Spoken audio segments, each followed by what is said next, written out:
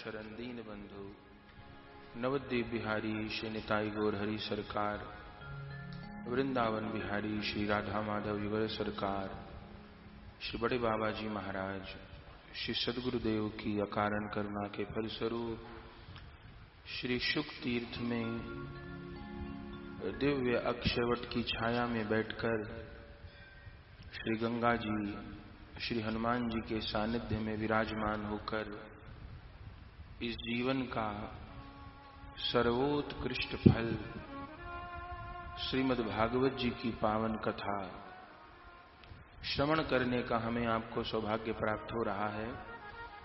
और आज कथा का सप्तम एवं विश्राम का दिवस है। कल श्रीमद् भागवत जी की पावन कथा में श्री ठाकुर जी की द्वारिका लीला को हम आप सब श्रवण कर रहे थे। किस प्रकार भगवान ने श्री रुक्मिणी जी का पाणी ग्रहण किया, प्रभु के द्वारिका लीला में 16,108 विवाह हुए हैं और जो सब रानियां नवधा भक्ति का स्वरूप हैं, 8 रानियां जो पटरानी हैं वो श्रवणम कीर्तनम विष्णु स्मरणम पादसेवनम अर्चनम वंदनम दास्यम सख्य, श्रवण से लेकर के सख्य तक की, धीरे रखो, कम करो,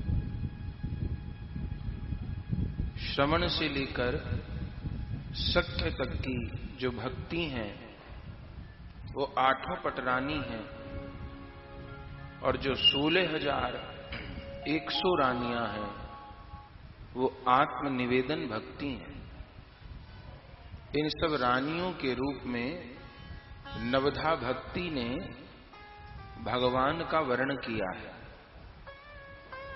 तो भगवान की द्वारिका जी की प्रधान प्रिया श्री रुक्मिणी जी हैं, पर ये सब रानियां श्री राधा रानी का ही अंश हैं। जहां जहां प्रभु के प्रति मधुर भाव है, वहां वहां श्री राधा तत्व विराजमान। श्री जी ही अनंत रानियों के रूप में प्रकट हुई हैं, अपने प्रभु की सेवा के लिए, उनको सुख देने के लिए। तो कल प्रथम विवाह रुक्मिणी जी से हुआ। आगे के 2 विवाह में एक मणि माध्यम बनी। द्वारिका जी में एक इस्त्राजित नाम के यादव रहते थे, जिन्होंने सूर्य भगवान का तप किया और उससे उनको एक मणि प्राप्त हुई, जो मणि बहुत अद्भुत थी। उसमें से इतना प्रकाश निकलता था कि रात के समय में भी उजाला हो जाता था। और वो मणि प्रतिदिन 64 मन सोना देती थी। इस्त्राजित को वो मणि प्राप्त हुई।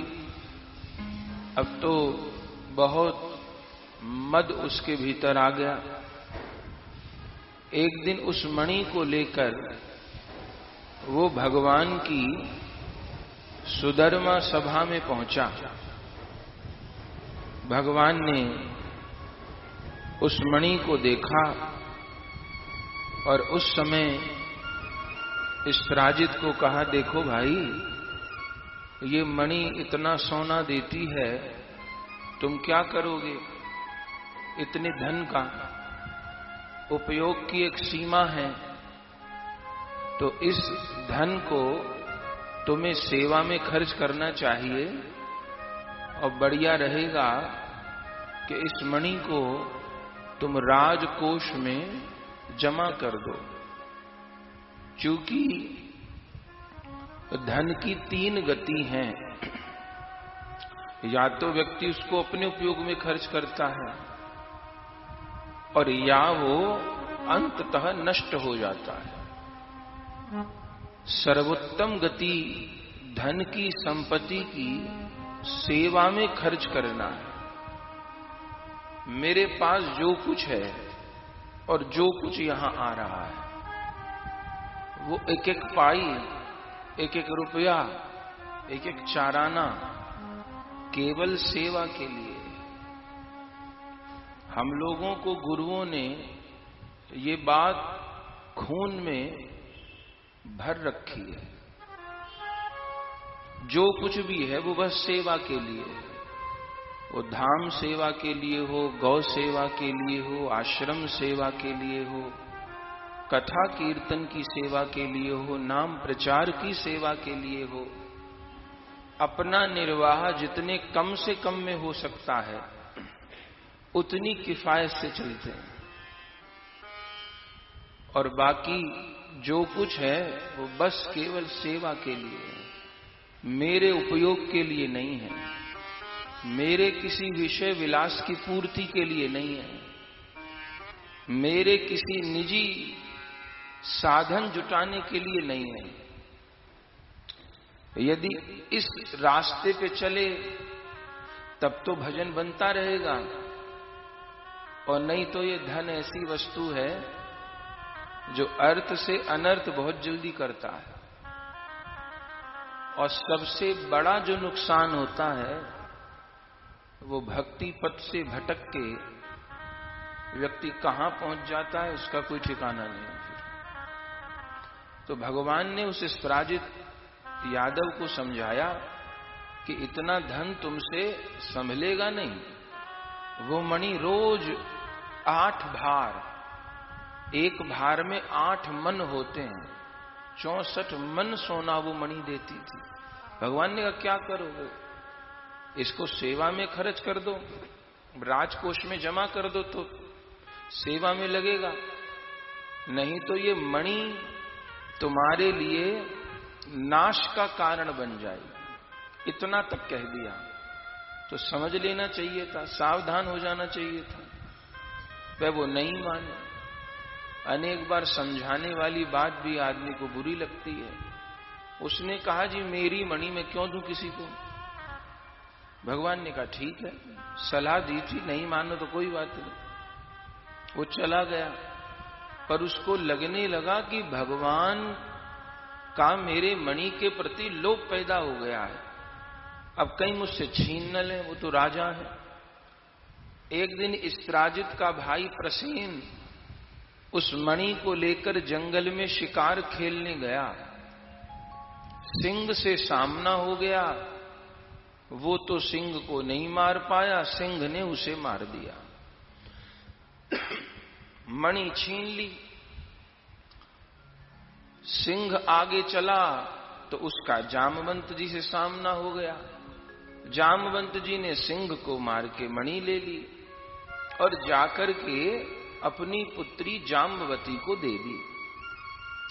इस्त्राजित का भाई प्रसेन लौटा नहीं और इस्त्राजित ने ये अफवाह फैला दी द्वारिका में कि श्री कृष्ण ने ही मेरे भाई को मार के मणि छीन ली है। उनकी नीयत बिगड़ चुकी थी मेरी मणि के ऊपर। कान कान से बात होते भगवान के पास पहुंची। भगवान ने कहा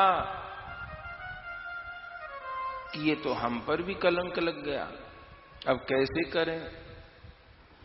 तो यदि कलंक सच्चा है तब तो वो धुलेगा कैसे, और यदि जो भगवान के शरणागत है उस पे कोई झूठा आरोप यदि लगाएगा तो उस लगाने वाले का अहित होता है और वो कलंक ज्यादा दिन ठहरता नहीं, वो धुल जाता है। भगवान की कृपा तो सदैव बचाती है, तो वो मिथ्या आरोप टिकता नहीं है, वो धुल जाता है, साफ हो जाता है। एक संत तो उसके लिए कोई प्रयास भी नहीं करता, पर वो स्वतः हो जाता है सब कुछ।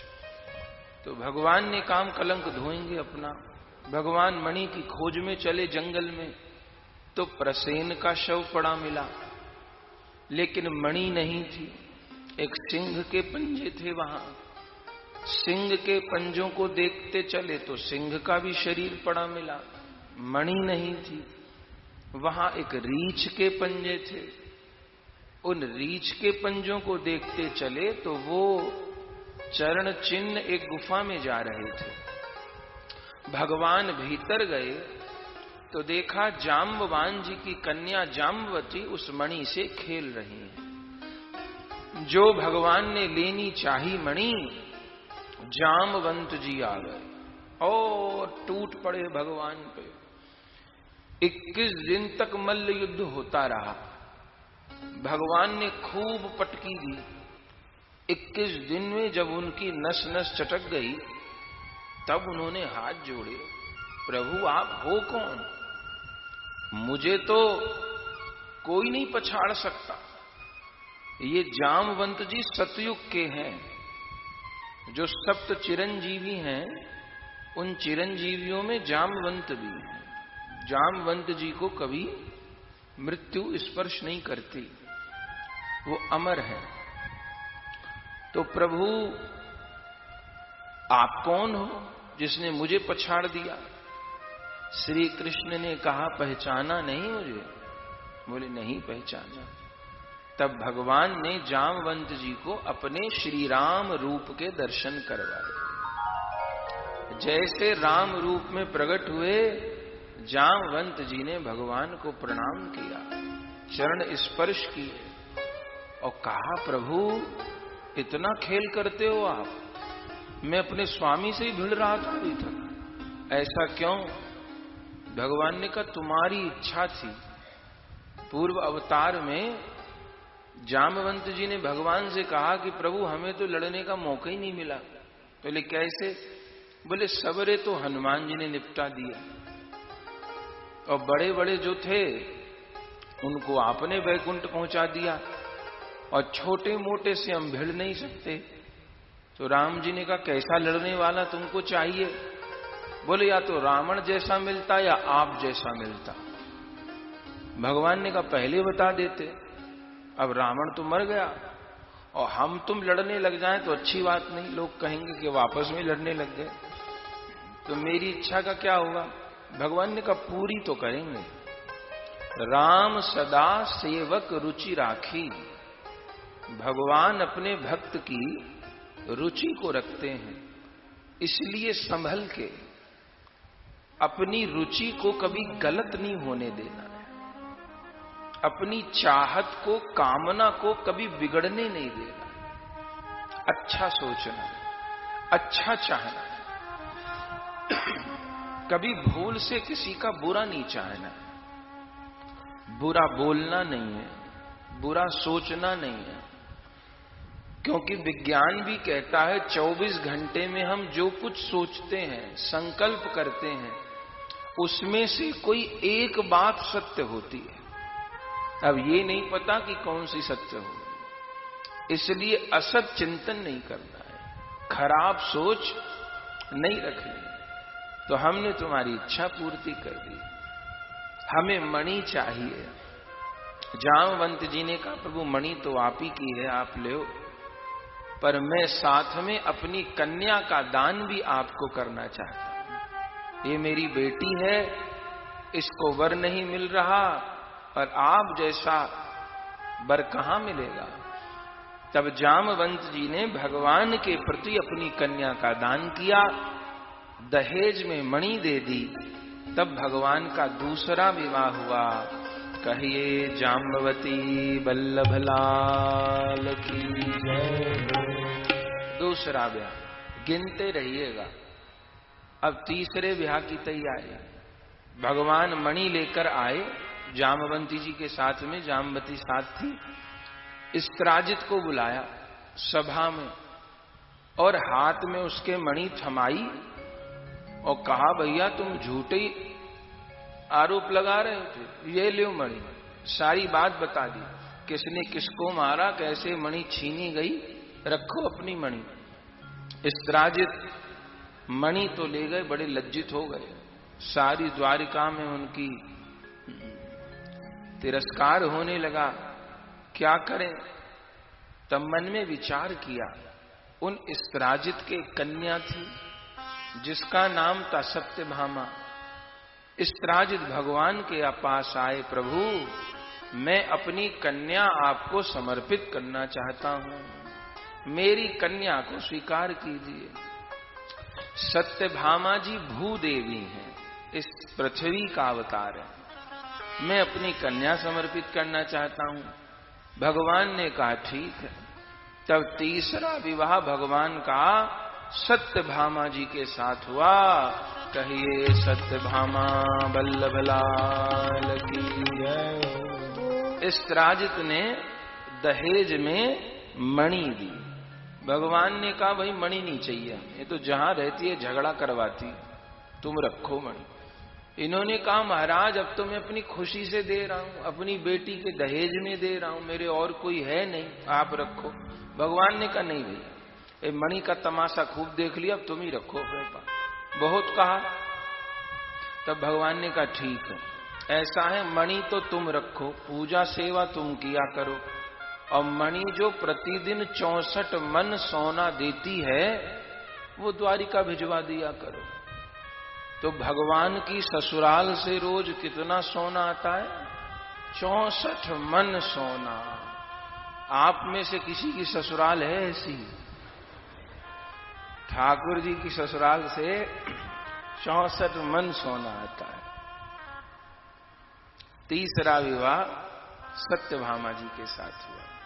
फिर चौथा विवाह, जिस समय धृतराष्ट्र ने पांडवों को खांडव वन दे दिया। देखिए धृतराष्ट्र ने बहुत अनीति करी। एक तो अधिकार युधिष्ठिर का था, लेकिन अन्याय किया, अंत में राज्य का बंटवारा कर दिया। और बंटवारा भी कैसा किया, जितनी भारत की उपजाऊ भूमि थी, जितना धन था, जितनी सेना थी, जितने हीरे जवाहरात जो कुछ थे, वो सब दुर्योधन को दे दिए। और पांडवों को खांडव वन, जिसे अभी दिल्ली कहते हैं, ये कभी बंजर भूमि थी, जहां केवल सरकंडे पैदा होते थे, एक अनाज का दाना नहीं पैदा होता था। वो भूमि खंड युधिष्ठिर पांडवों को दे दिया और कहा जी कमाओ खाओ। चिंतित हुए, भगवान से पूछा क्या करें। भगवान ने कहा कोई बात नहीं, खून पसीने से हल चलाओ, यहां देखना एक दिन कमल खिलेंगे यहां पर। तब अर्जुन भगवान को लेकर आए दिल्ली में, और फिर रथ में बैठाकर दिखा रहे थे कैसे क्या करना है, और भगवान बता रहे थे ऐसे करो ऐसे करो। तो जिस समय खांडव वन घूम रहे थे, तो जो दिल्ली में यमुना जी हैं, उधर भगवान की दृष्टि गई। क्या देखा कि यमुना जी के तट पर एक सांवले रंग की कन्या बैठी तप कर रही है। भगवान ने अर्जुन को कहा जाओ पूछो ये कौन है। अर्जुन गए, देवी तुम कौन हो। उस कन्या ने कहा मेरा नाम कालिंदी है, मैं सूर्य नारायण की बेटी हूं, यमराज और शनि देव की बहन हूं। तो यहां क्यों बैठी हो। बोले मैं तब तो बहुत समय से कर रही थी जल के भीतर, पर आज मेरे पिता आए और मुझसे कहा बेटी तेरे तप का आज अंतिम दिन है, जल से बाहर आके तप करो। अर्जुन ने कहा तप कर क्यों रही हो। बोले मैं इस संसार के सबसे श्रेष्ठ पुरुष से विवाह करना चाहती हूं, जो सबसे श्रेष्ठ हो। और मेरे पिताजी ने कहा सबसे श्रेष्ठ तो नारायण है। तो क्या नारायण का अवतार हो गया। अर्जुन ने कहा अवतार भी हो गया, निकट ही है भगवान, दूर नहीं है। तब अर्जुन गए, भगवान पधारे हैं। कालिंदी जी ने भगवान को प्रणाम किया। उस समय सूर्य भगवान ने प्रकट होकर के अपनी कन्या का कन्यादान भगवान के प्रति किया है। तब भगवान का चौथा विवाह संपन्न हुआ। कहिए कालिंदी वल्लभलाल की जय, श्याम सुंदर श्री यमुने महारानी की जय। तो यमुना जी भी भगवान की प्रिया है, ये चौथी पटरानी है यमुना जी। फिर पांचवा विवाह उज्जैन की राजकुमारी मित्रविंदा, ये राजाधि देवी की कन्या थी, विंद अनुविंद की बहन थी। पर इनके भाई मित्रविंदा का दुर्योधन के साथ ब्याह करना चाहते थे। ये मित्र थे दुर्योधन के, लेकिन मित्रविंदा ने भी रुक्मणी जी की तरह भगवान का यश सुना था और निश्चय किया था कि भगवान का वर्ण करूंगी। भगवान को पुकारा और अंततः भगवान उज्जैन पहुंचे।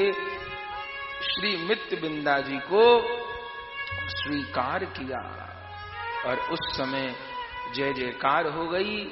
राजाधि देवी ने अपनी कन्या का कन्यादान भगवान के प्रति किया है। भगवान का पंचम विवाह संपन्न हुआ। कहिए मित्रविंदा वल्लभलाल की। कितने हो गए, 5 हो गए। छठा विवाह अयोध्या की राजकुमारी नग्न जीती से। ये नग्न जीत की कन्या थी अयोध्या की राजकुमारी। इनका एक नाम सत्या भी था। इनके पिता ने अपनी बेटी के स्वयंवर में शर्त लगा रखी थी। 7 बिगड़े हुए खूंखार बैल थे। बोले जो एक रस्सी में बैलों को नाथ देगा वो मेरी कन्या को पाएगा। तब उस समय बड़े बड़े राजा आए, चूंकि सत्या बड़ी सुंदर थी, और वो बैलों ने सबको लौटा दिया। अंत में भगवान पधारे और भगवान ने तो एक ही रस्सी में, जैसे कोई बच्चा काठ के बैलों की नाक में डोरी डाल दे, ऐसे 7 बैलों को भगवान ने नाथ दिया। अंत में नग्न जीत ने अपनी कन्या सत्याजी भगवान को प्रदान करी। प्रचुर मात्रा में दान दहेज प्रदान किया। तब भगवान के 6ठम विवाह संपन्न भये। कहिए सत्या वल्लभ लाल की जय हो। 7वां विवाह श्रुत कीर्ति की कन्या श्री भद्रा जी से संपन्न हुआ। ये भी भगवान का यश सुन चुकी थी और इनके भाई थे संत रदन जी, पिता नहीं थे और उनका नाम भी संत रदन था, वो थे भी संत। तो अपनी बहन से पूछा कि कैसे वर का वर्ण करना चाहती हो। देखिए, प्राचीन भारत में लड़के लड़कियां पसंद नहीं करते थे, हमारे भारत में लड़कियां लड़के पसंद करते थे। बेटियों के स्वयंवर होते थे। अभी तो रूप दूसरा है, अभी तो कितना तमाशा होता है। ये रोज रोज लड़कियों को दिखाना, आज वो देखने आ रहे हैं, आज वो देखने आ रहे हैं, ये अच्छी परंपरा नहीं है। थोड़ा रंग उजला नहीं तो फेल, लंबाई थोड़ी कमी तो फेल, जरा जरा बात पर ये तमाशा बहुत पुराना नहीं है। आप कहीं नहीं देखेंगे पुराणों में इस चर्चा को कि कोई लड़कियां दिखाई जाती हैं। लड़कियां देखती थी लड़कों को, इतना ऊंचा स्थान था स्त्री को, बताया जाता था कि ऐसे ऐसे ऐसे ये सब वर हैं, ये इनके पिता, ये इनका राज्य, ये इनकी आमदनी, इतने पढ़े लिखे, इतनी योग्यता, किसको वर्ण करोगे। तो लड़की को जो बात समझ में आता था, ये जो माता पिता सलाह देते थे, तो तब वो उसको वर्ण करती थी। ये विधा थी। तो संत रदन ने अपनी बहन से पूछा, तब उन्होंने कहा मैं तो जगदीश्वर का वर्ण करना चाहती, भगवान के चरणों को पाना चाहती हूं। तब संत रदन जी ने भगवान को निवेदन किया, प्रभु पधारे। और उस समय संत रदन ने अपनी बहन का कन्यादान किया। तब भगवान का 7वां विवाह संपन्न हुआ। कहिए भद्रा वल्लभ लाल की जय हो। फिर 8वां विवाह लक्ष्मणा जी के साथ, मद्र देश की राजकुमारी वृत्रसेन की कन्या लक्ष्मणा। इनके पिता ने भी अद्भुत शर्त रखी थी, परछाई देख करके जल में काठ की मछली का छेदन करना था। स्वयंवर में दुर्योधन कर्ण भी आए थे, लेकिन सबका निशाना चूक गया, भगवान भी आए। इन्होंने सोचा इनको तो बंसी बजानी आती है, इनको धनुष बाण तो कभी हाथ में देखा नहीं, ये क्यों आ गए स्वयंवर में। पर उनको पता नहीं था यही रामचंद्र भी हैं। और उस समय भगवान ने जो निशाना लगाया सो काठ की मछली का छेदन कर दिया। उस समय वृत्रसेन ने अपनी कन्या भगवान को प्रदान की। 8वां विवाह संपन्न हुआ। कहिए लक्ष्मणा वल्लभ लाल की जय हो। 8 हो गए, अब कितने बचे? 16,100। ये विवाह कैसे हुए? प्राग ज्योतिषपुर का राजा था भौमासुर, इसका नरकासुर भी नाम है। ये कहां रहता था? आसाम में। वर्तमान में जो आसाम में कामाख्या देवी है वहीं रहता था। कामाख्या देवी इसकी इष्ट थी। ऐसे ये भगवान का ही पुत्र है। जिस समय भगवान वराह बने और पृथ्वी को उठा के अपनी दाढ़ों पर स्थापित किया, उस समय पृथ्वी देवी गर्भवती हुई और उनके यहां इसका जन्म हुआ।